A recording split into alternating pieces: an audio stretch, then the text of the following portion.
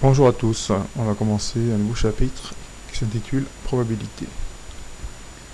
Alors d'abord je vais définir ce que c'est que la loi de probabilité d'une expérience aléatoire. Et ensuite je parlerai d'événements.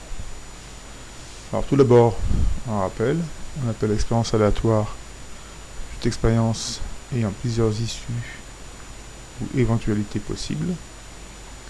Une issue, c'est simplement le résultat d'une expérience aléatoire. Et dont on ne peut pas prévoir à l'avance laquelle de ces issues sera réalisée. Alors, on les note, généralement E1, E2, En. Alors, N, c'est parce que, selon les cas, on ne connaît pas le nombre d'issues et le nombre de résultats de l'expérience aléatoire.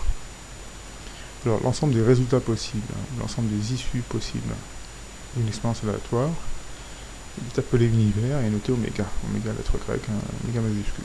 Et donc, finalement, oméga, c'est l'ensemble de toutes les issues, et donc c'est l'ensemble E1 jusqu'à En. Un exemple concret, si on lance un dé à 6 faces, bien sûr, il y a 6 résultats possibles.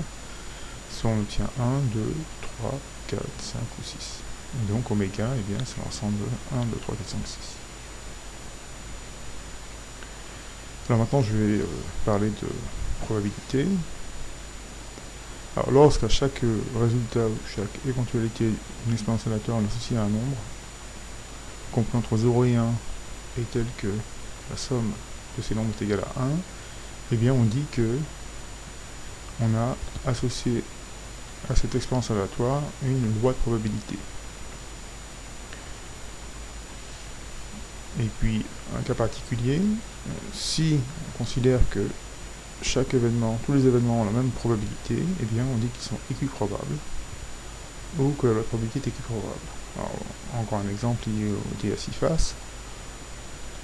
Alors, le fait que le dé soit considéré bien équilibré, eh bien, ça a comme conséquence qu'on peut supposer que chaque face a la même chance d'apparaître. Et donc chaque éventualité a une probabilité de 1 sur 6. Alors 1 sur 6, c'est parce qu'il y a 6 résultats possibles. Et donc regardez, chaque résultat de cette expérience aléatoire, donc à chaque issue là, 1, 2, 3 jusqu'à 6, on associe un nombre, donc qui est compris entre 0 et 1. Donc en l'occurrence ici un sixième, et si on ajoute toutes les probabilités, eh bien on trouve 1. Ça correspond à cette deuxième condition. Alors de manière générale, lorsqu'on a affaire à une expérience aléatoire qui est équiprobable, qui comporte n issues différentes, et bien la probabilité de chaque issue c'est 1 sur n. Donc ici par exemple, pour le D, c'est équiprobable, il y a 6 résultats possibles, et donc chaque issue a une probabilité de 1 sur 6. Bien, maintenant je vais définir ce que c'est qu'un événement, et puis sa probabilité.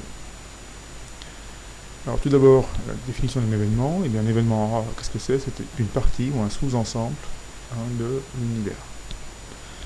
Alors ici on a deux événements particuliers donc il faut connaître. Donc lorsqu'un événement est impossible, eh bien on le note ensemble vide. Et lorsque l'événement est certain, eh bien en fait c'est oméga. Voici des exemples. On lance un dé à 6 faces bien équilibré, et puis on considère les événements donc A, B, B', C et D. Donc A c'est obtenir un nombre pair, B obtenir un nombre inférieur ou égal à 2, B' obtenir un nombre strictement supérieur à 4, C obtenir 7 et D obtenir un nombre inférieur ou égal à 6. Alors, obtenir un nombre pair, c'est obtenir soit 2, soit 4, soit 6. Donc en fait, A c'est l'événement constitué de ces trois issues. C'est bien un sous-ensemble de oméga, puisque oméga c'est 1, 2, 3, 4, 5, 6. B, obtenir un nombre inférieur ou égal à 2, donc c'est obtenir soit 1, soit 2. Donc B, c'est encore bien un sous-ensemble d'oméga. B', donc obtenir un nombre strictement supérieur à 4, donc c'est obtenir soit 5, soit 6. Donc B', c'est bien une partie, un sous-ensemble d'oméga. Et puis C, C, en fait, c'est un élément impossible, et donc qui correspond à ensemble de vide, une note ensemble de vide. Et pour finir, D, ici, obtenir un nombre inférieur ou égal à 6, c'est un événement certain, puisque lorsqu'on lance un dé à 6 faces, eh bien, on obtient nécessairement un nombre inférieur ou égal à 6. Et donc finalement, D, c'est l'événement certain, qu'on aurait pu noter d'ailleurs oméga.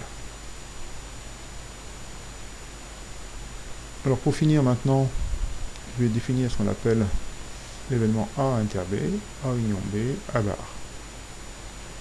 Donc on considère deux événements A et B, la lumière oméga. Alors on a un schéma ici, qui s'appelle le diagramme de Venn, qui illustre un peu cette situation. On a oméga, donc l'ensemble des résultats possibles. Grand A, un événement, donc c'est une partie d'oméga. Grand B, un événement qui est une partie aussi d'oméga. A et B, deux événements d'oméga. Et on va définir ce qu'on appelle A inter B. Alors A inter B, en fait, c'est cette partie-là, que je vous montre, ici, là, qui correspond à l'événement A et B. A union B, on a déjà vu ça au niveau des intervalles, c'est l'événement que je montre ici, le grand là. On réunit A et B. C'est encore une partie d'oméga, donc c'est bien un événement. Et l'événement contraire, comme son nom l'indique, c'est le contraire de A. C'est une partie aussi d'oméga, et donc c'est bien un événement. Dernière petite remarque, lorsque deux événements ne peuvent pas se réaliser simultanément, on dit qu'ils sont incompatibles. Alors, des exemples ici, A c'était obtenir un nombre pair, B obtenir un nombre inférieur ou égal à 2, A inter B c'est l'événement obtenir un nombre pair et inférieur ou égal à 2, donc, il n'y a pas le choix, c'est 2. A union B, c'est l'événement obtenir un nombre pair ou inférieur ou égal à 2. Donc, c'est l'événement 1, 2, 3, 4, 6, pardon. Bien comprendre ici qu'en fait, ce symbole-là, qu'on appelle notre inter, en fait, correspond en français au mot « et », et que le symbole union, on l'a déjà vu, correspond au symbole « ou ». Alors attention en maths, quand on dit A ou B, ça signifie A, B ou les deux. Ensuite, un exemple d'événement contraire. A, c'était l'événement obtenir un nombre pair, et bien son contraire, c'est obtenir un nombre impair. Donc 1, 3, 5. Et puis les événements incompatibles. Alors A, c'était obtenir un nombre pair, et B', c'était obtenir un nombre strictement supérieur à 4.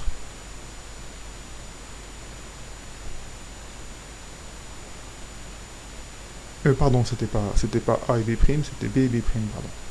Alors B, c'est obtenir un nombre inférieur ou égal à 2. B', obtenir un nombre strictement supérieur à 4. Évidemment, c'est pas possible, on ne peut pas trouver un nombre inférieur ou égal à 2 et en même temps strictement supérieur à 4. Parce que je rappelle que inter signifie et. Donc c'est un événement impossible.